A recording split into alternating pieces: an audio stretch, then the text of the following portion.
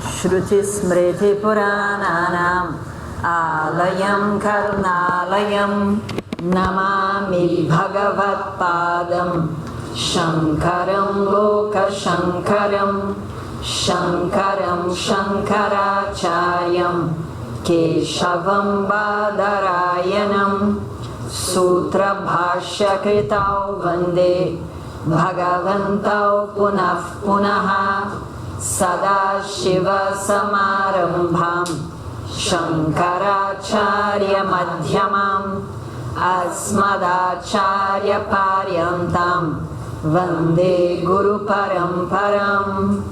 Om Namo Bhagavate Dakshinamurtaye Mahyam Shriyam Medham Prajnam Prayaccha Swaha Kamala Kuchachuchuka Kunkumatu Niyataru Nitatu Lanilatano Kamalayatalochana Lokapate Vijayi Bhava Venkatashilapate Bhadrakalyai Namo Nityam Saraswatyai Namo Namaha Veda Vedanga Vedanta Vidyasthanebhya evacha. Om Sahana Bhavatu Sahanau Bhunaktu Sahaviryam Karavavahai Tejasvinavaditamastu ma vidvishavahai. Om Shanti Shanti Shanti. Então vamos cantar o primeiro verso do livro.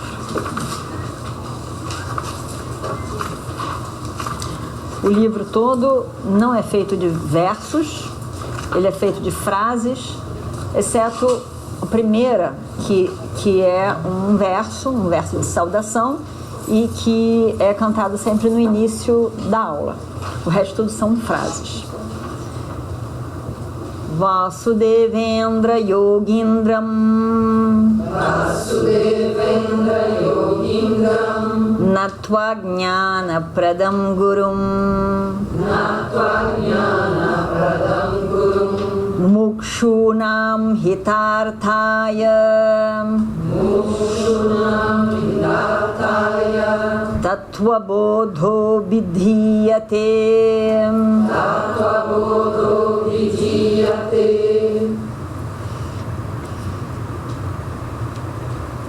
Bom, então Tattva Bodha, Bodha quer dizer conhecimento e Tattva quer dizer a verdade, aquilo que é real, aquilo que é real no sentido de que existe sempre, não muda, não sofre transformação. Um microfone, por exemplo, a gente não pode dizer que é real, porque antes ele não existia. Agora ele existe como microfone e daqui a pouco ele já vai existir como uma sucata. Então antes ele existia na forma do material, o plástico e o petróleo e o ferro, o aço, enfim. Então é uma coisa, é outra, muda constantemente. Então a gente não pode dizer que é tattva, que é a verdade, que é o fato, que é o real, porque é uma realidade completamente mutável. A questão é, será que existe alguma coisa que não mude? Porque a gente só conhece coisa que muda. E aí então Vedanta vai dizer que existe algo que é imutável. E esse algo imutável é chamado de Brahman. Então o conhecimento desse imutável que é o conhecimento de Vedanta. É um conhecimento que se distingue de outros conhecimentos, porque todos os outros conhecimentos falam sobre coisas mutáveis, coisas que mudam constantemente. Se você analisar a água, o corpo humano, uma estrela, o sol, tudo isso muda. E o nosso conhecimento, então, ele é parcial. Você pode estudar a fundo qualquer coisa, mas no momento seguinte a coisa muda, o seu conhecimento já é parcial, já é antigo, já foi ultrapassado, porque o próprio objeto faz com que o conhecimento dele seja ultrapassado na medida que ele muda. Então, a ideia aqui é o conhecimento de alguma coisa que não muda. Então, o objetivo de Vedanta é esse conhecimento de algo que não muda. Tattva, esse é Tattva, é chamado de Tattva. Tattva também, tattva em si quer dizer isso, a verdade daquilo que não muda. Ao mesmo tempo, tattva é constituído de duas palavras, tat e tuam, né? Tat, aquele, tuam, você. Então, a verdade, aquilo que não muda, é a verdade, a essência de tat, aquele que é a causa da criação Ishvara, e tuam, você. Então, aquilo que é você é aquilo que é o todo e a causa desse todo. Então, isso é chamado de tattva. Isso é tattva. Bodha é o conhecimento. Então, o conhecimento daquilo que não muda. Aquilo que existe e não se transforma pelo tempo, não é limitado pelo espaço. Isso é, então, o tattva. Que tattva é esse? Bom, aí o Veda vai dizer que esse tattva se chama Brahman e depois vai dizer que esse Brahman, esse absoluto, esse livre de limitação é você, não é alguma coisa que você vai encontrar em algum lugar, é você. Então todo esse processo de falar sobre o absoluto, entender o que ele é, entender a relação dele com o universo e com você mesmo, tudo isso é o tema de Vedanta. Interessante que semana passada eu fui fazer uma palestra na UERJ, num evento que teve lá. E eu fui apresentar só a introdução do que é Vedanta, né? E várias coisas muito interessantes. Uma delas é que tinha umas 10 pessoas. Todas as outras pessoas eram online. Aí se dirige aqui os nossos alunos online, aí a câmera estava lá. E são muitos. Como você faz uma palestra num auditório só tem umas 10, 20, vamos dizer que tivesse 20, mas o resto tem muitas pessoas online. Isso aí, realmente, isso aí é um novo mundo, né? Uma nova época, né? Tudo era online, as aulas eram online, isso já é engraçado. Bom, aí, de qualquer maneira, eu fui lá explicar o que era Vedanta, não sei mais o que.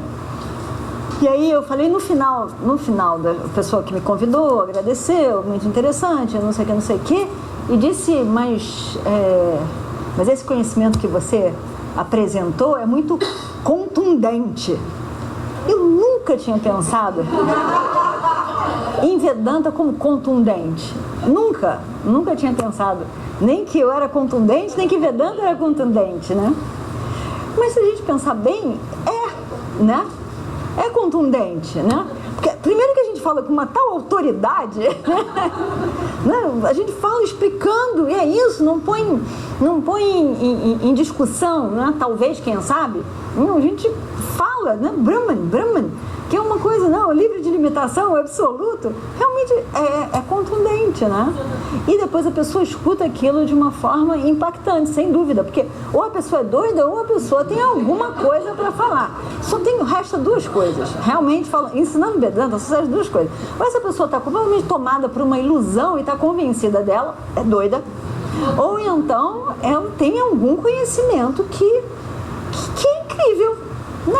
É incrível, porque fala sobre o sujeito. Então não é sobre alguma coisa na Índia, em algum tempo, espaço, uma história do passado. É alguma coisa que toca a mim, a audiência, né? a plateia, a pessoa que está ali ouvindo. Realmente, nunca tinha pensado em contundente, mas a gente pode usar essa palavra realmente, né? É um conhecimento contundente. Então, essa Tattva Bodha é o conhecimento de tattva. Agora a gente ficar dizendo que a gente está falando sobre a verdade, então, além de contundente, talvez seja muita prepotência também, né? A verdade, como assim a verdade, né? Mas verdade nesse sentido, não que alguém, um filósofo, ou seja Shankara, ou qualquer um mestre, tenha esse conhecimento, mas é a importância de uma tradição que é atemporal, que é da humanidade. A gente está dizendo a Índia é maravilhosa. A Índia é maravilhosa por ter protegido esse conhecimento, com certeza. Aquelas pessoas todas ali, em grande número, ter protegido o conhecimento, ter mantido o conhecimento vivo, ter mantido uma tradição de ensinar mestre-discípulo, sem dar oportunidade para alguém mudar o conhecimento. Isso é uma outra coisa incrível. Porque existe uma liberdade, mas não uma liberdade de criar em cima. Então, você ao ensinar, tem coisas que pertencem à pessoa que está falando, mas de uma forma geral tem uma metodologia, tem uma forma que você não pode inventar, você não pode abrir mão, você tem que falar daquela maneira, porque senão não vai funcionar. Então, a Índia foi um lugar em que se preservou. Imagina o Ocidente não preserva, o Ocidente tem o valor por criar em cima, né? por ser original, por ser diferente, por pegar o que você está pegando e acrescentar você. A gente tem mania de acrescentar a gente acha que a gente sempre tem que acrescentar, porque senão a gente não tem valor. O que é legal também, mas é outra coisa, né? Diferente do que é preservar. E na Índia as pessoas conseguem ter um professor, consegue ter um valor por ser autenticamente igual ao seu mestre. Aqui seria o fim, né? Então, e aí? Você já está produzindo? Né? Aqui a gente vai perguntar, você está produzindo? Você está sendo original? Aonde que você está aí nesse escrito, né? E na Índia você tem a humildade, com certeza, de ter pessoas que não estão querendo construir alguma coisa original, mas tem a humildade de falar como o mestre, como a pessoa que me ensinou, sem acrescentar nada. Acrescentar um pouco da forma, né, do falar, mas não das palavras, nem mesmo das palavras. É muito importante que sejam aquelas palavras, aquela forma, num padrão, realmente. Num padrão de aula, num padrão de palavras, num padrão de atitude. Então, existe uma manutenção, e isso foi feito na Índia. Realmente, essa preservação foi feita na Índia. A gente tem essa nova coisa, e que tem que ter os dois. Se é um mundo dual, tem que ter as duas coisas. Uma não é melhor do que a outra. Não, o Ocidente tem o seu papel, tem a sua função, e é necessário que a gente tenha essa. Por isso que a gente foi em cima da ciência e questionar cada vez mais, entender cada vez mais. Isso o Ocidente faz muito bem. Ou o Ocidente é a pessoa que tem uma mente ocidental, vamos dizer assim, nesse sentido de questionar e analisar e descobrir mais e mais, de ser original e acrescentar o de você, alguma coisa. Então, a gente tem que ter esses dois tipos de pensar. Mas é interessante em que a gente possa entender que o Ocidente e o Oriente, eles não podem dizer que o Oriente não tenha lógica. O Ocidente tem lógica, porque que o Ocidente tem lógica, ninguém tem dúvida. Mas o Oriente não tem lógica. Ele tem a sua lógica. Tem muita lógica na aula, né? Tem muita lógica, mas também tem uma lógica em que associa coisas. Então, associa de uma forma mais abstrata, associa ideias, associa em imagens, em exemplos, associa várias coisas que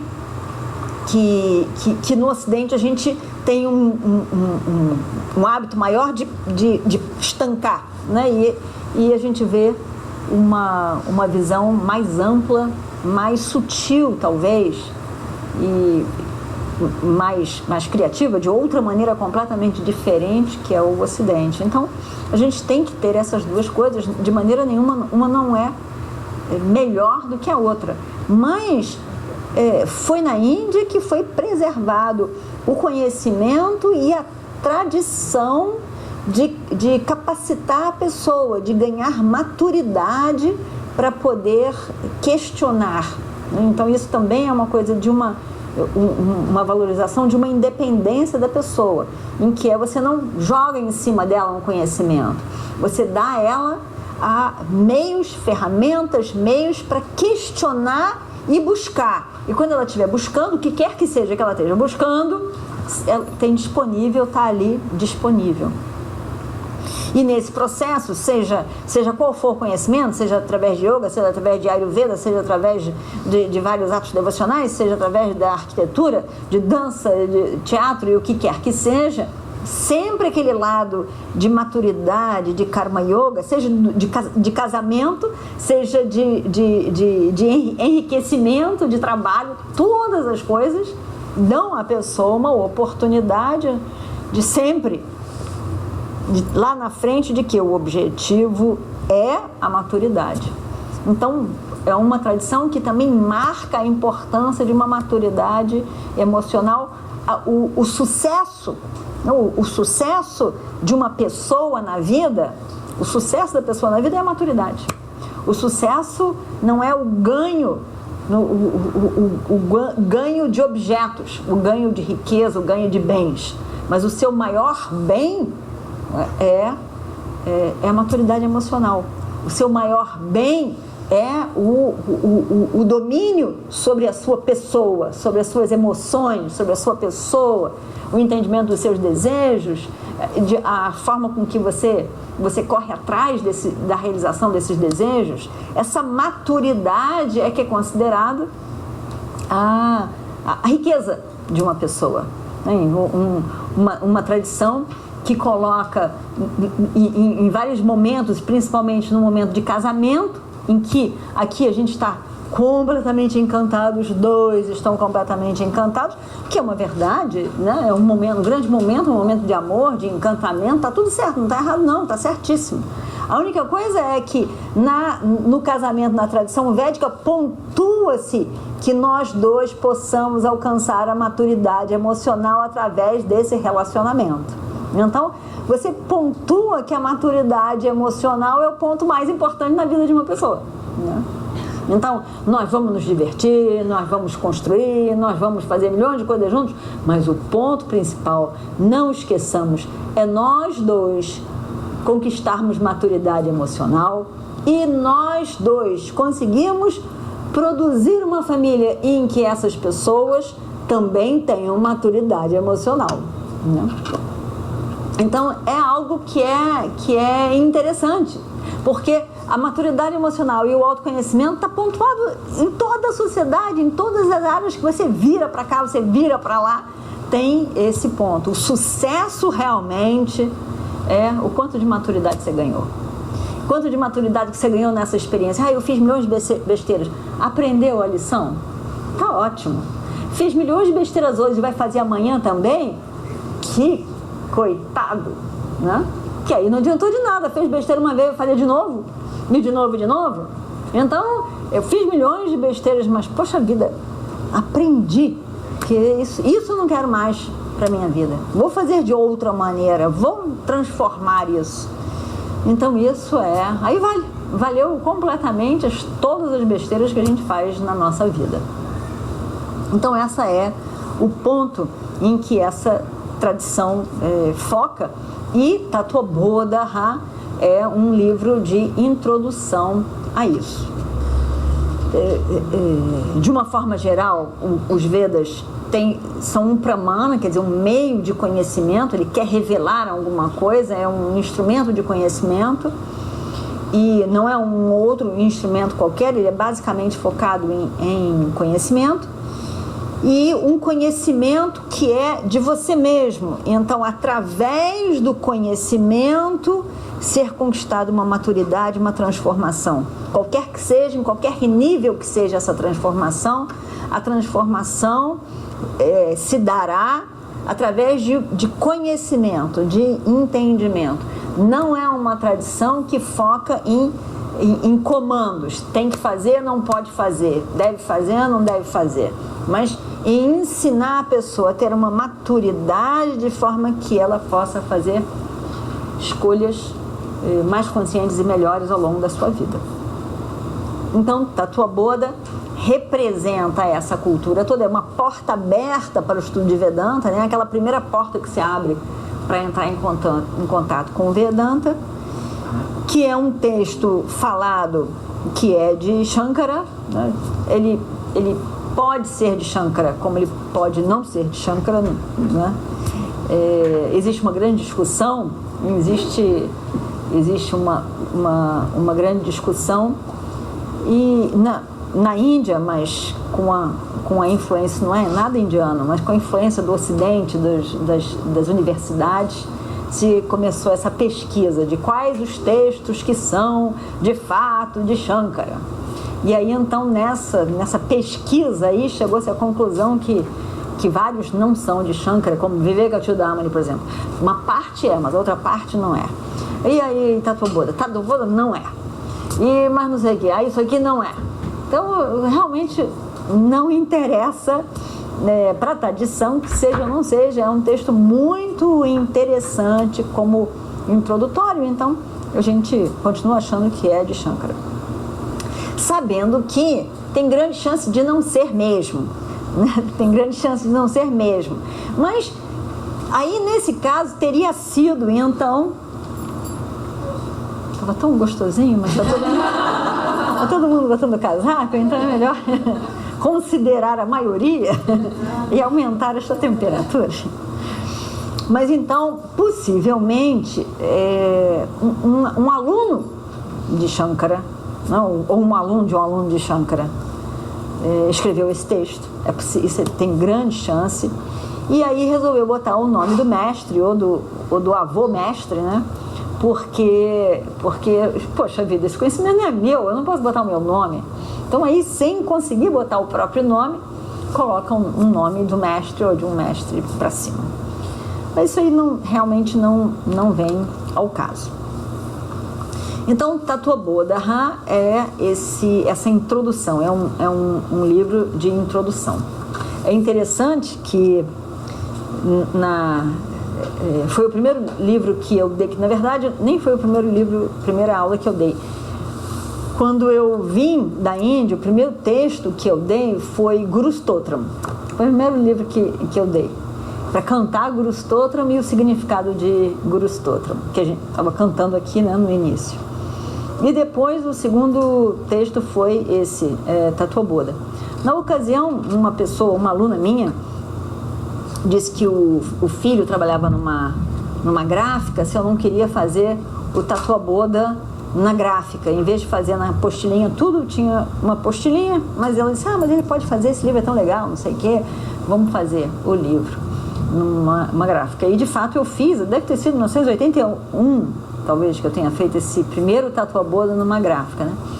E aí ela falou, tá bom, ele vai fazer um preço especial. Eu nem perguntei o que era, eu estava confiando que o preço seria especial e era uma boa ideia. E aí eu deixei tudo na mão dela. E ela então depois deu lá o preço, que eu nem me lembro o que era. E só que eram 5.000 exemplares. Era um de capinha marrom? Assim, era um de capinha marrom. Aí o que aconteceu? Eu tive que pedir para as pessoas guardarem um tanto. 5.000 livros é muito livro. Você pode ficar com uns livros meus aí, encaixando, você pode guardar uns livros meus aí. Eram 5.000 livros. Quer dizer que... E depois disso nós fizemos aqui 2.000 livros, e esse aqui agora são 1.000 livros. Então tem, com certeza, 7.000 Tattva-bodhas andando por aí. E esse aqui é mais 1.000, esse daqui está começando. Mas sem esse daqui, são 7.000 Tattva-bodhas que andam por aí, circulando. Isso realmente é uma coisa incrível, né? Porque as pessoas realmente estudam e gostam, e aí depois fazem o que já teve de grupo de estudo pelo Brasil afora, de Tattva-bodha, né? Vários, mas muitos. Só no Rio Grande do Sul deve ter tido mais de 10. Mais de 10 grupos. No Nordeste, mais também. Então, e aqui por aqui, no estado do Rio, mas não sei o que, muitos grupos de estudos, porque a porta que a gente entra, geralmente é isso. E é um texto que apresenta várias palavras que a gente vai usar ao longo de Yoga e Vedanta, mas só que explica as palavras, define. Então acaba que se torna um livro de referência. O que é chama? Não, ele não só traduz, o livro explica o que é chama, né? Explica o que é isso, explica o que é aquilo. Então a gente fica com uma enciclopédiazinha de palavras em sânscrito, né? Então acho que isso também é uma coisa legal. Então esse texto, Tattva-bodha.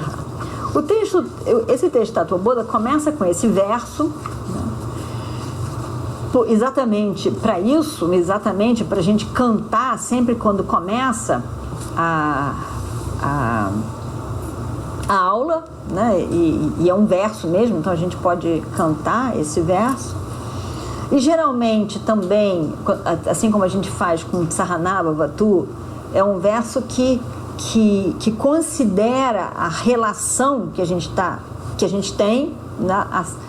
A situação de uma sala de aula, mesmo que seja debaixo de uma árvore, é uma, vamos dizer, sala de aula, né? Porque tem um professor, tem um aluno, tem um acontecimento ali, tem uma aula acontecendo. Então,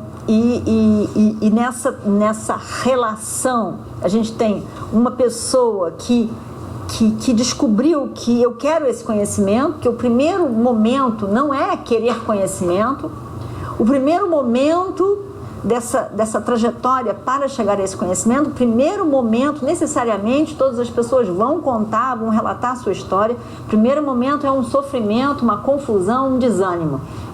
Já procurei tudo que é parte, eu não sei mais o que fazer, um sofrimento continua e eu não sei, é alguma coisa muito mais profunda do que resolver problemas. É algo que eu sinto no fundo do meu coração e não consigo me livrar disso, Então, mais ou menos em essas palavras, a gente vai encontrar as pessoas relatando uma insatisfação, uma busca de alguma coisa. Mas, basicamente, essa sensação de eu não sei como resolver isso. Eu já tentei algumas coisas, eu melhorei, eu me aquietei relativamente, mas essa questão não desaparece. Então, em primeiro momento, a gente tem um mal-estar. Quer dizer, o mal-estar faz parte da vida humana, né? Então, a gente tem momentos que a gente está bem e tem momentos que a gente não está bem. Quer dizer, nada demais a gente não estar bem, né? É normal a gente não estar bem. Agora, a gente, na maior parte das vezes, a gente não estar bem e não questiona sobre isso, não avalia. E, ao contrário, a gente foge, né? Porque de várias maneiras, eu não estou me sentindo muito bem, vamos tomar um café comigo? Então, nada demais você ir tomar um café, nada demais. Mas só que todas as vezes em que eu não estou me sentindo bem, eu vou fazer uma coisa que me distancia, eu não penso sobre isso. Por que eu não estou me sentindo bem? Como que eu posso resolver isso? Todo mundo se sente mal como eu estou me sentindo? Isso é normal? Isso é comum? O que eu faço? Né? Então, a gente dá soluções, é muito comum, na maior parte das vezes, a gente dá solução em que a gente sai fora. Ou então a gente sai fora completamente, ou a gente acha que esse problema aqui pontual da minha vida é a causa de tudo. Se eu não tivesse esse problema, eu estaria muito bem. Então, algum problema concreto se torna a causa, e aí por isso que eu não posso estar na paz, né? E aí aquilo se torna o vilão da minha vida e ponto final. Então, quando alguma coisa se torna o vilão da minha vida, eu não tenho nada a ver com isso, né? Eu estou sofrendo em consequência do vilão, né? Eu não estaria sofrendo se não fosse essa pessoa ou essa situação, mas essa pessoa ou essa situação me faz estar sofrendo do jeito que eu estou sofrendo. E então, qual é a solução para a minha vida? É me ver livre disso. Então, a gente não toca o fato de haver uma pessoa sofrendo aí, sentindo uma limitação e uma carência. A gente não toca nisso. A gente tenta resolver apontando e fugindo da situação, fugindo da dor, fugindo do sentimento, fugindo da pessoa que sofre. Mas num determinado momento, na vida de todas as pessoas, num determinado momento a gente começa a não pontuar lá fora, ou pontuar menos lá fora. Não fica tanto pensando que é uma pessoa, que é uma coisa, que é uma situação. E começa a considerar que, sabe, não é tão importante assim, né? Não é tão importante assim. E depois tem o seguinte, aquilo pode ser horrível, mas tem muita gente que gosta. Ah, meu Deus do céu, como que elegeram esse novo cara aí para governar uma cidade? Que coisa horrível, não sei o quê. Mas ele foi eleito pela maioria. Então você está sofrendo, mas a maioria está feliz. Então, vamos considerar que você pode não gostar, mas a maioria está gostando, né? Quer dizer, tudo é assim. Eu só citei uma coisa que é do momento, mas tudo é assim. Aquela pessoa me chateia o dia inteiro, mas tem muita gente que acha aquela pessoa que te chateia maravilhosa, né? Então, um verão horrível, deixa passar o verão. Mas tem muita gente que acha que o verão é maravilhoso. Todas as coisas. Tem muita gente que acha que é maravilhoso. Então, não é tanto assim a causa do meu sofrimento. Lógico que a gente deve se preocupar. Eu não estou dizendo que a gente não deva se preocupar socialmente, que a gente não deva se preocupar com o outro, que a gente não deva se preocupar, não, de maneira nenhuma. Nem eu estou dizendo, nem Vedanta está dizendo isso. Não. A gente tem que se preocupar e a gente tem que dar o nosso máximo e a gente tem que fazer o que a gente acha que vai ser para colaborar. Com certeza, com certeza. Mas a questão é que dá para ser feliz com situações difíceis. Esse é que é o ponto. Porque enquanto a gente fica sempre apontando lá fora, e que lá fora realmente tem problema, mas a gente foge de pensar que eu tenho um problema. Eu tenho um problema e eu não estou conseguindo lidar com ele, eu não estou conseguindo me sentir melhor. Porque tantas coisas não vão bem. E milhões de coisas. A situação mundial pode piorar muito.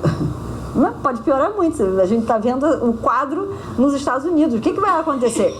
Vai piorar muito. Mas vai ser bom se piorar.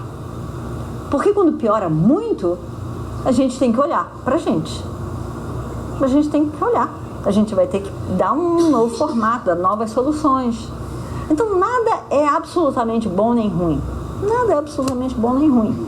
Quando a gente consegue ver que é horrível, mas quando a gente consegue só relativizar um pouquinho, a gente consegue começar a olhar para si mesmo. Eu consigo olhar um pouquinho para mim mesmo e ver como que eu posso colaborar para que as coisas melhorem e como que eu posso estar melhor comigo mesmo. Não que o social não seja importante, ele é importantíssimo. Mas a gente tem que pensar o seguinte: primeiro a gente põe a máscara, depois a gente ajuda o vizinho que está sentado do lado. Sabe? A gente tem que pensar que a gente também tem que ter uma capacidade de dar uma força e uma responsabilidade para poder lidar com as situações. Até situações que são fato. Depois, de novo, quando está oscilando, será, a gente luta pelo que a gente acha. Mas quando são fatos, tem um Ishvara por detrás, tem uma razão para todas as coisas. E a gente tem que, então, tentar acolher um pouco o que esse Ishvara está trazendo para nós, porque tem algum significado. Não que seja bom, não, mas, de repente, é o necessário nesse momento da vida. Então, somente quando a gente consegue não ficar dizendo que o meu sofrimento se deve a coisas pontuais lá fora, no momento em que eu consigo ver que eu estou me incomodando muito, eu estou me fazendo me sentir muito infeliz, incapaz de conduzir a minha própria vida com sabedoria, aí eu começo a buscar uma solução. Se eu não vou buscar solução, eu vou sempre querer corrigir o mundo e não buscar uma solução em mim mesmo. Então, esse é o segundo momento. O primeiro momento é o momento de sofrimento. O segundo momento é a gente olhar a pessoa que sofre. Que tudo bem, todas as situações podem ser significativas, mas eu tenho que estar mais capacitado para lidar melhor com essas situações. Sempre é importante a gente tentar ver como que eu posso colaborar e não que a minha solução seja a solução certa, mas considerando isso, como que eu posso colaborar, né? Como o Swamiji falou muito no Emphaseva, quando abriu o Emphaseva, não é? Isso ele está falando de indiano para indiano, né? Não estava nem falando de ocidental para indiano, eu estava falando de indiano para indiano. Não adianta uma pessoa no sul da Índia que seja, ou da cidade de Chennai que seja, achar que vai para aquela vila e vai resolver os problemas das pessoas com a visão de cidade na vila. Porque o cara da vila não quer as soluções da cidade. Ele quer as soluções dele. Ele não quer as soluções da cidade, né? No mesmo estado. Mas a visão é completamente diferente. De um país para o outro também. Um país não quer que a gente vá lá resolver o problema deles ou institua o que a gente acha que é certo. Ele quer, sem dúvida, um suporte para que eles possam resolver os problemas dele do jeito deles. Mas não do nosso jeito. E então, a nível do universo, também a gente tenta da nossa forma, mas tem que ver que a gente tem que respeitar a outra pessoa também. O mundo é feito para todos nós, não só para cada um de nós. Então, essa capacitação de olhar para o outro, de olhar para o universo maior, também é uma maturidade. E aí, então, nesse momento, eu também vou questionar o que é importante na minha vida, o que eu quero, o que eu estou sentindo, afinal de contas, o que eu gostaria que acontecesse, qual é a minha busca maior na vida. E aí, então, eu vou buscar, primeiro, me libertar desse sofrimento, porque aí agora eu estou me dando conta que eu estou sofrendo. Então, eu quero me libertar desse sofrimento. Não quero estar sofrendo. Todo o resto vem depois. Mas eu não quero estar sofrendo. Então, eu sou um mumukshu, né? Primeiro, eu estou alienado das coisas, estou sofrendo e quero acabar com o meu sofrimento pontualmente, mas nada mais. Depois eu começo, então, a olhar, me responsabilizar mais e ver que existe uma pessoa que sofre e tentar, então, agora me libertar desse sofrimento. Só em outro momento que eu consigo entender que o meu sofrimento é devido a uma ignorância de mim mesma e que eu desejo conhecimento. Então, esse processo todo é um longo processo de uma pessoa chamada um buscador, aquela pessoa que busca esse conhecimento. Ele vai ser um buscador de moksha, de liberação, e depois ele vai ser um buscador de jnana, um jignasa, né? Dois momentos diferentes. E o samsari, que o samsari é o convicto, né? Aquele que está a fim de viver dessa maneira, dentro da dualidade, e não está vendo uma urgência de transformação, né? Em si mesmo, só no mundo, né? Em si mesmo. Bom, então, o samsari, o mumukshu e o jignyasu, esses três. E aí depois o jnani, lógico, né? O sábio. Então, esse processo todo. Aí, aqui, nesse verso, primeiro e único verso, o mestre aqui vai falar sobre isso. Então, ele vai botar o mumukshu aqui. Então, ele vai dizer que esse conhecimento, quer dizer, esse estudo, esse livro, ele é para o bem desses mumukshus, o bem dos mumukshus, para essa pessoa que está buscando se libertar desse sofrimento, para o bem dessas pessoas. Então ele diz: Vasudevendra Yogindram Natva Jnana Pradam Gurum Mumukshunam Hitartaya Tatvabodaha Abidhyate. Bidhyate quer dizer abidhyate. E nesse verso aqui tem todos os pontos importantes para definir um texto, um livro. Então, um ponto importante é, afinal de contas, para quem que se dirige esse livro? É uma coisa importante que a gente começa o tema, Vishaya também é o primeiro tema, né? O tema. Qual é o tema desse livro? Então, às vezes, o livro tem a Estrela d'Alva, o nome do livro. Qual é o tema? Muito bonito, mas qual é o tema? Né? Aí você tem que olhar atrás para ver qual é o tema, olhar aqui, já ver. Não, pode ser qualquer tema. Pode ser qualquer tema. O nome é muito bonito, mas qual é o tema? Tatvabodaha, conhecimento da verdade. Que verdade é essa que você está falando? Né? Também a gente tem que saber. Então, qual é o Vishaya? Qual é o tema desse livro? Eu quero ver se esse tema me interessa ou se não me interessa. Então, o tema tem que ser dito no início do livro, para que a gente possa saber no que a gente está entrando, né?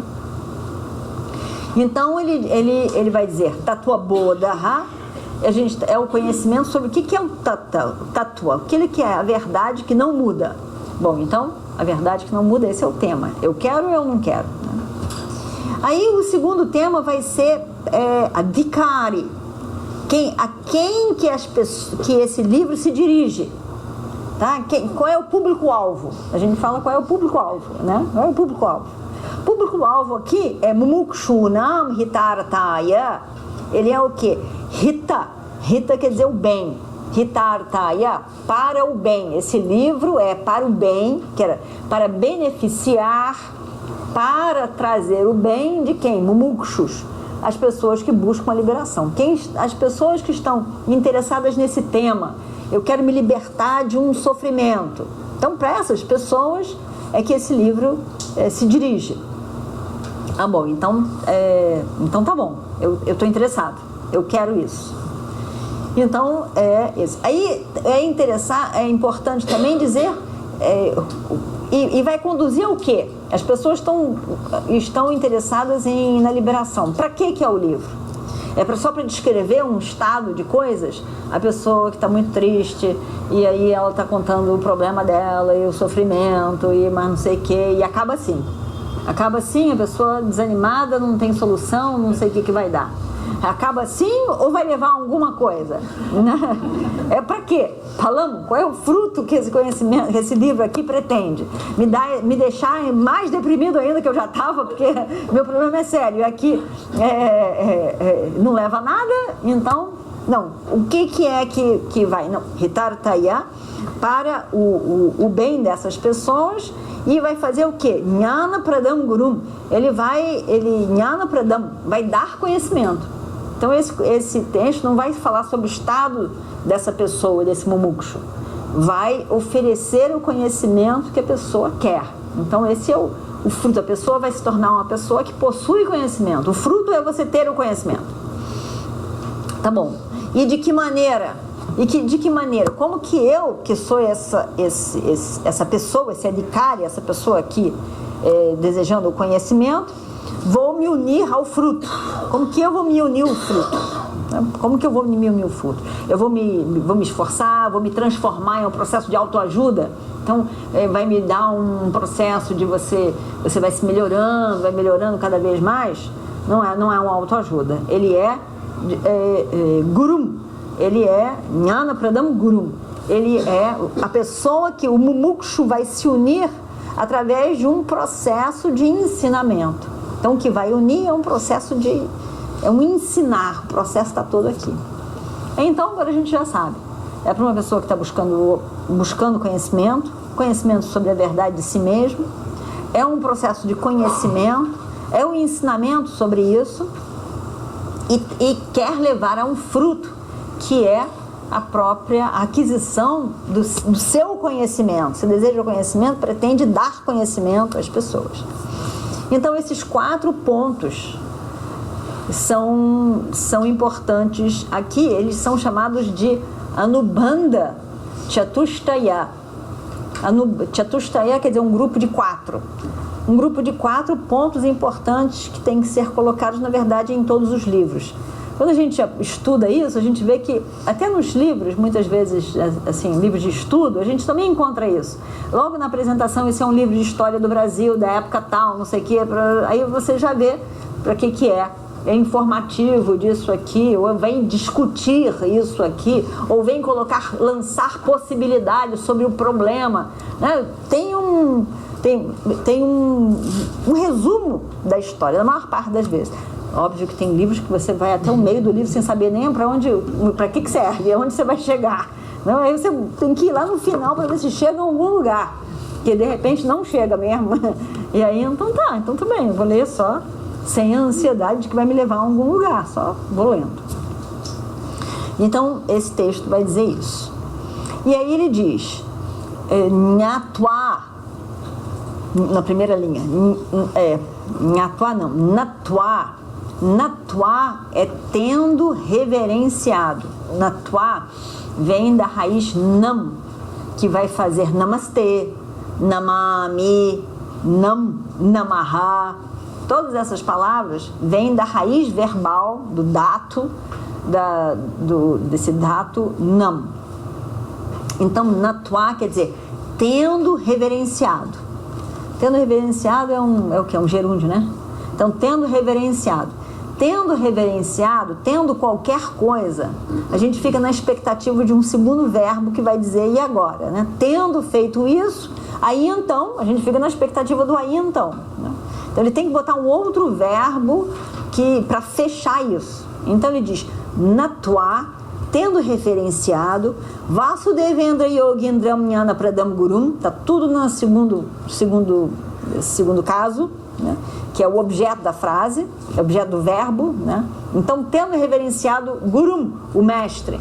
O mestre, quem é o mestre? Jnana Pradam, mestre é a pessoa que dá um conhecimento. Pradam vem da raiz dar. Então, aquela pessoa que dá um conhecimento. Jnana Pradam Gurum. Quem é esse Guru? Ele é Vasudeva Indra Yogindra. Esse mestre, ele é chamado de Vasudeva. Vasudeva é um nome de Krishna, né? Então, é um nome de Krishna e é um nome também, Vasudeva. Então, alguém, né, um mestre chamado Vasudeva. Ao mesmo tempo, a palavra Vasudeva é composta de duas palavras. Vasu, que vem de Vas, que permanecer, habitar. Então, Vas, então aquilo que está em todo lugar, Vasu, aquilo que está em todo lugar, que tudo permeia. E Vasu e Deva, cuja natureza é brilho, é luz. Então, Vasudeva é Brahman também, né? Krishna, mas Krishna é Brahman. Então, Vasudeva é Brahman. Então, pode não ser um nome do mestre. Pode ser que o mestre não se chame Vasudeva. Ele está dando como que um nome para dizer que o mestre ele é o próprio ensinamento que ele oferece. Quer dizer, ele entende esse tema. Então, ele é Brahman, né? Vasudeva querendo dizer Brahman, ele pode querer dizer que o mestre é Brahman. Quer dizer, o mestre é o próprio conhecimento. Yogi Indra. Então, Vasudeva, Indra, Yogindra, na verdade. Indra, Yogindra. Indra é o deus dos deuses, é o Deva Deva, né? Ele é o Deva, é o Deva de todos os Devas. E então, aquele que governa todas as coisas, todas as funções do mundo. Então, Indra também é um título que diz que ele é o top, né? Indra é o top. Ele é Indra. Quer dizer, eu vim aqui falar com Indra, né? Eu vou entrar no escritório e vou dizer que vim aqui falar com Indra. Quem é que você quer falar? Deva. Eu quero falar sobre o top daqui. Quem é o top? Você é o top? Eu quero falar o máximo que tem nesse escritório aqui. Então, no escritório você tem, ou numa firma você tem o top é Indra. Porque é o Deva. Todos são devas, né? Essa área aqui tem o seu Deva, outra área tem o seu Deva, todas as áreas têm o seu Deva. Mas o Deva é o chefe de todas essas áreas aqui. Tem os vários departamentos, tem o Indra dos departamentos. Esse departamento tem o seu Indra, esse departamento tem o seu Indra, esse departamento tem. Quem é o Deva? Né? Quem é o Indra aqui de todos os departamentos? Então é o chefe. Indra também é um título dizendo isso. Não, é o chefe. Seu Indra. Onde está o seu Indra? Né? Que é o Indra aqui, me diz. Não quero falar com ninguém menos do que o Indra, né? Então é o top. Então Vasudeva Indra, Yogi Indra. Então ele é o maior, né? Ele é o mestre, ele é o maior mestre. Por que ele é o maior mestre? Muitas vezes se fala isso. O Tamaguru. Até em mestre a gente tem uma hierarquia, né? O Tamaguru, Madhyama Guru e Adamaguru. O mestre inferior, o mestre do meio e o mestre superior. Como assim? Até mestre tem isso? Porque o mestre superior é aquele que tem conhecimento, tem o conhecimento para ensinar, tem o conhecimento assimilado. Então, estudou, compreendeu e consegue ensinar. Então, esse é um top. Em termos de mestre, o mestre do meio é aquele que estudou e consegue ensinar. Tá? Não tem um conhecimento assimilado para ele, para a própria pessoa, não tem um conhecimento assimilado. Nem sempre vive o conhecimento plenamente, mas consegue ensinar. E com humildade para dizer, bom, isso aqui eu não posso falar, eu estou falando o que os Vedas dizem, mas eu não posso falar de experiência porque eu não tenho essa experiência. Tem a humildade suficiente, a sinceridade suficiente para dizer isso também, mas tem um tanto, eu não tenho essa experiência para dizer. Isso é do meio. E o inferior é aquele de mestre, tá? É aquele que estudou, entendeu, mas não consegue ensinar. Mauna Baba. Ele é o Mauni Baba. Mauni Baba. Não fala. Tem um sorriso no lábio, inspira, aquele olho brilhante, e você vê que aquela pessoa tem algo a mais. E aí, ensine alguma coisa, Babadi, ensine alguma coisa para nós. A paz. Tomeva Brahman. Mas Tomeva Brahman não adianta de nada. Você é Brahman. Você é Brahman. Você é Brahman. Sarvam Brahmaiti. Tudo é Brahman. E aí? Eu continuo não entendendo isso. Então, em termos, para ele é o máximo. Ele é o máximo. Mas, para as pessoas, é o pior de todos, porque você não consegue nem iniciar o seu estudo com essa pessoa. E a pessoa não consegue falar, não consegue ensinar. Sabe tudo. Sabe tudo. Tanto que está assimilado, tá para ver na cara da pessoa. Mas o caso é que ensine, Rei Guruji, ensine alguma coisa, por favor. Sarvam Brahma. Shanti, Shanti, Shanti. Shanti, Shanti, Shanti. Shanti, Shanti. Sarvam Brahma, Sarvam Brahma. Shanti, Shanti, Shanti. É lindo, maravilhoso, mas não sai disso. Aí uma meia dúzia de palavras que a pessoa fala, e aí Shanti, Sarvam Brahma, não sei mais o que. Ananda Srupam, Ananda, Guruji Ananda. E aí pronto, acabou. Então, em termos dos mestres, esse é o pior. Em termos de mestre, para ele está maravilhoso, ele está lá no 7º céu, mas não ensina nada para os outros. Né? Então, em termos de mestre, a gente tem esses 3. Esse aqui, ele é Yogindra. Ele é Indra, né? Então ele é Uttama Guru, ele é o mais alto mestre, e ele é Yogindra. Só para deixar claro mesmo, ele é Indra, ele é Uttama Guru, e ele vive uma vida de yoga, completamente. Então, entre os yogis, ele é Yogindra, ele é Yogindra, o mais alto yogi. Vive uma vida de Karma Yoga e tem conhecimento. Então, ele é o top do top, Vasudevendra Indra Yogindra. É a qualificação que ele dá aqui. Quem é essa pessoa? Meu mestre. Essa pessoa é o meu mestre. Jnana Pradam Gurum Natwa, tendo reverenciado. Quer dizer, lembrando dos mestres. No início de uma aula, nós lembramos dos mestres que vieram antes de nós, que possibilitaram que a gente estivesse aqui sentado hoje estudando isso.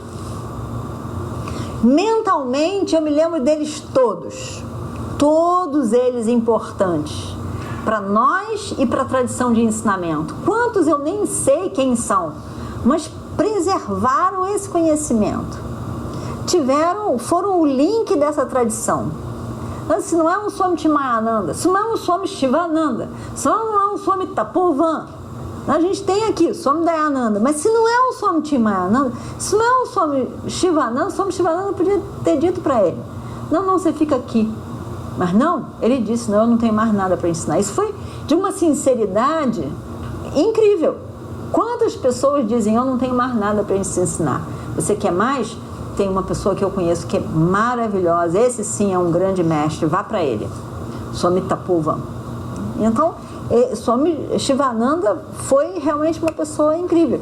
não ensinou muitas coisas, mas fez o suficiente que o Swami Chimayananda possa entender que tem coisa ali, né? Ele não pôde ensinar, mas ele pôde mostrar que tinha coisa ali. Vai lá para o Swami Tapovan. E então a gente vai indo. Quantos mestres teve esse Swami Tapovan? O outro mestre que ensinou o Swami Dayananda que era uma questão de pramana, mal falou, o Swami ficou lá com ele uma semana, mas tudo, de repente, tudo clicou, as coisas, tudo. E isso aqui é um meio de conhecimento, isso daqui não é só, não é uma autoajuda, não é para você ajudar, não é uma religião, é um meio de conhecimento, e assim a gente deve tratá-lo. Então, quantas pessoas foram importantes, e para cada um de nós, como que a gente chegou aqui, essas pessoas todas foram importantes. Então, saudação a todos esses. Tendo saudado todas essas pessoas, Natwanyana Pradam Gurum, Tattva Bodha Abhidhyate. Abhidhyate, então, é o verbo. Então, agora Abhidhyate tem início, a gente vai ser falado, é ensinado o quê? Tattva Bodha, o conhecimento dessa verdade. Ele é Abhidhyate, ele começa agora. Para que ele vai começar agora? Mukshunam Hitartaya. Hitartaya, para o bem. Mukshunam, das pessoas que buscam esse conhecimento. Então, dessa maneira, esse texto, então, começa. E aí, aí começa aí a gente vai ver como são frases somente e não versos, não tem mais verso nenhum. Aí ele diz: Sadhana Chatustaya Sampannadikarinam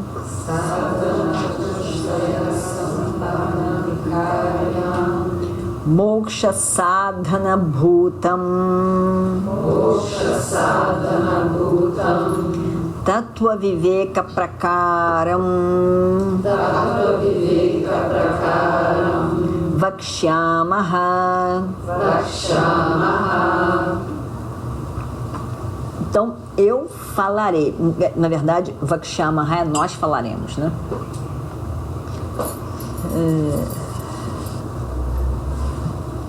Gachami, Gachavaha, Gachamaha, né? Eu vou, nós dois vamos, nós todos vamos. Vakshyamaha é futuro, mas de qualquer maneira, Yamaha é nós. Então, nós, Vach, né? Vaksha é o Vach. Nós falaremos. Então tem mais um. Isso não era só Shankara, então.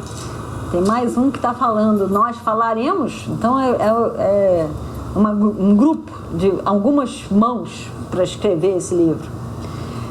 Ele não é que seja mais de uma pessoa. Esse Vakshyamaha, esse nós falaremos, é muito comum, porque a pessoa está dizendo, eu não estou falando só. Eu estou falando porque o meu mestre falou, porque o outro mestre falou, porque o outro mestre falou. Então, nós, dessa tradição, estamos falando. Eu não sou nada. Sozinho eu não sou absolutamente nada.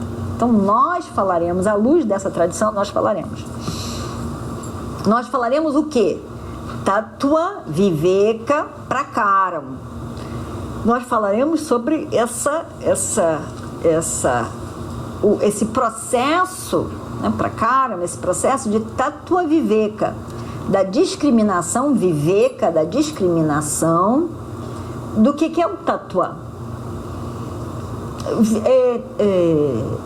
Viveka é discriminação, análise, também pode ser análise. E Vichara também é análise. Então, são duas palavras que em algumas circunstâncias, uma pode tomar o lugar da outra. Viveka e Vichara. Mas existe uma diferença entre elas, que é em Vichara, a gente pega um objeto e analisa o objeto. Tá? Você entra fundo naquele objeto para entender o que é. Seja o que for, uma flor. Aí você analisa a flor. Flor é o seu objeto aqui. Então você analisa a flor, do que ela é constituída, como que ela faz, como que ela sobrevive, como que ela não sei mais, porque tudo só tem flor ali no meio do caminho. Aí eu quero fazer uma viveca de flor. A viveca de flor já é uma outra coisa. Como que flor se diferencia de plantas, como que a planta se diferencia dos outros seres vivos. Então, viveca é analisar duas coisas e ver como que cada uma delas se apresenta. E vichara é pegar uma coisa e ir fundo nela. Aqui ele diz que é viveca porque ele está analisando o que é o eu que é real. Tá? E aí, existe uma intimidade com a palavra eu.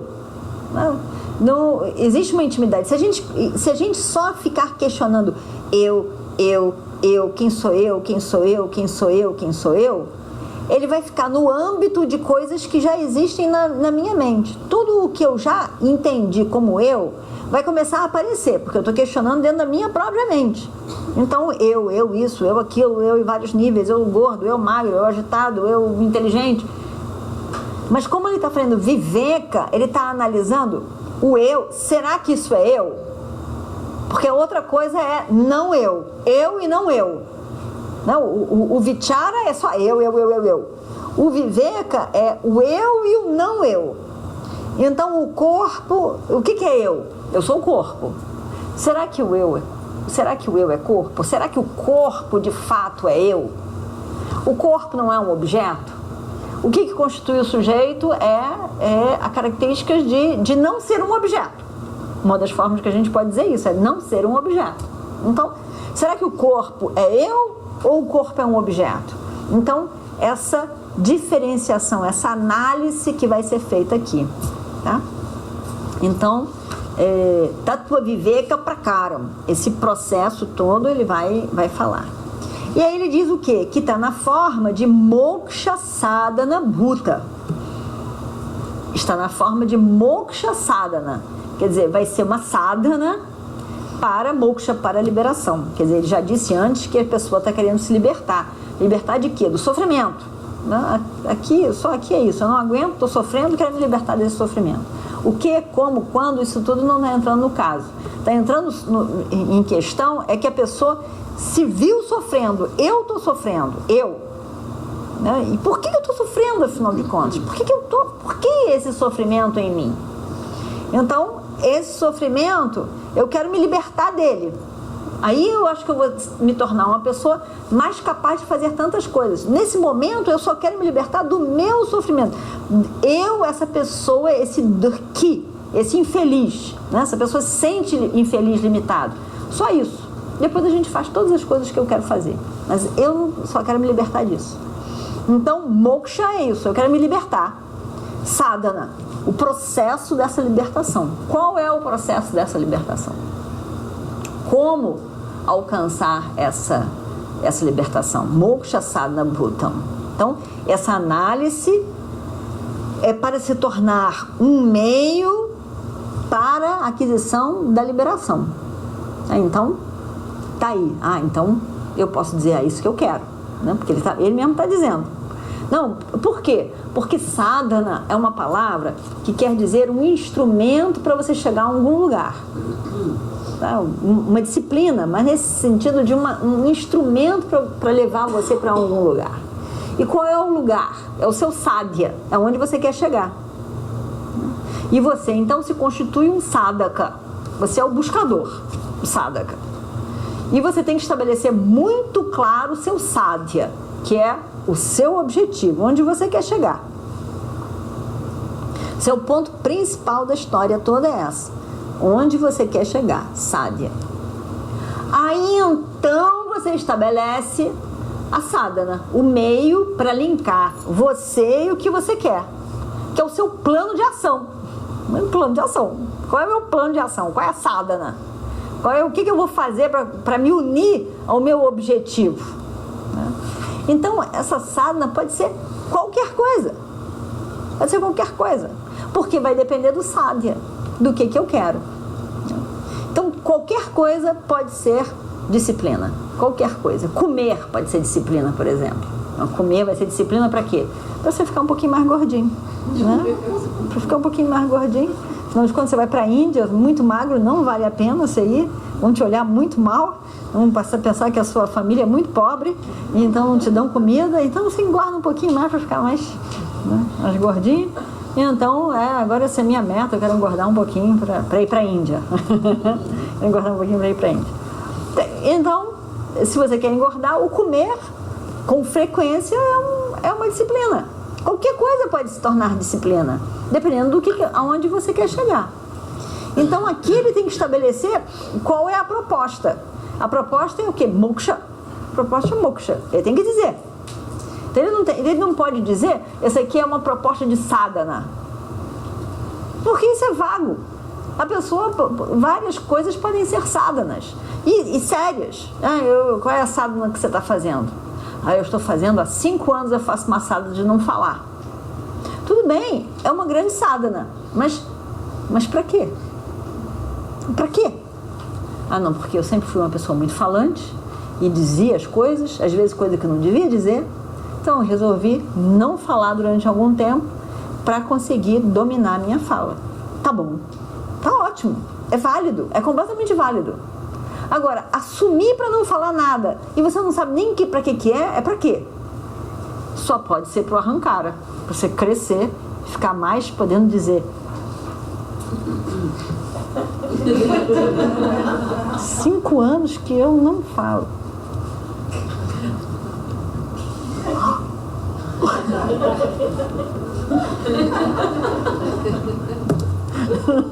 Lá no ashram era assim, instituía Maunam, mas o Swami falou esses 3 dias, sei lá o que, Maunam.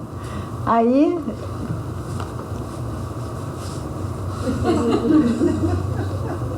quer tomar um chazinho? Eu trago o seu chá. Não precisa. Eu quero não. Maunam não é para ficar falando em sinais. Maunam é para você ficar com você mesmo. Não, você ficar em silêncio e não ficar se relacionando. Não é para inventar uma outra linguagem para se relacionar. Não é um treino de comunicação. Não é. É para você ficar quieto com você mesmo, não se relacionar com ninguém e ver se você consegue pensar você mesmo um pouquinho, né? Não.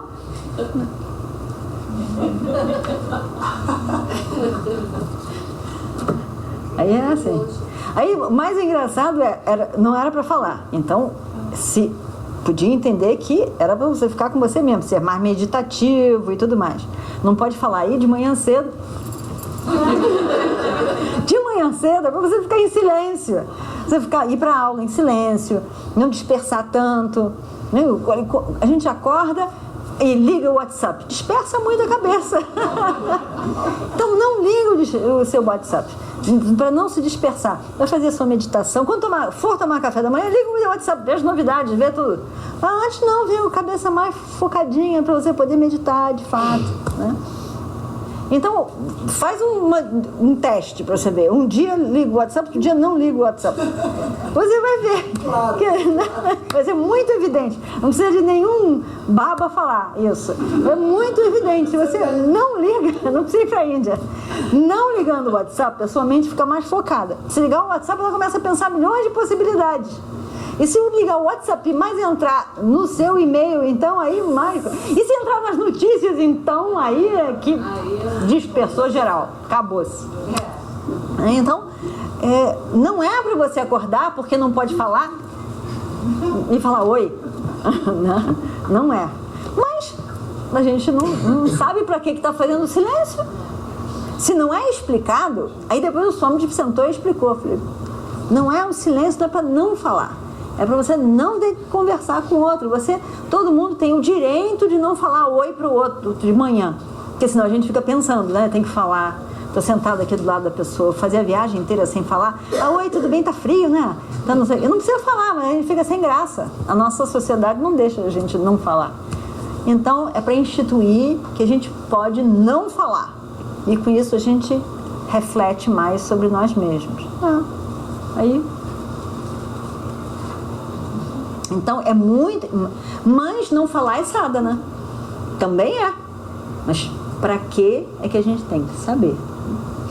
Uma pessoa que já não fala mesmo, quase nada, não se comunica tanto, fazer Maunam não é uma sadhana, porque a pessoa já não fala mesmo, né?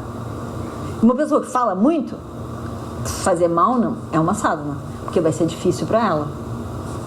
Então isso tudo a gente tem que ver. Nada é disciplina em si. Depende para quê? A utilidade da coisa é que vai constituir ela como uma disciplina ou não. Em si mesmo, não.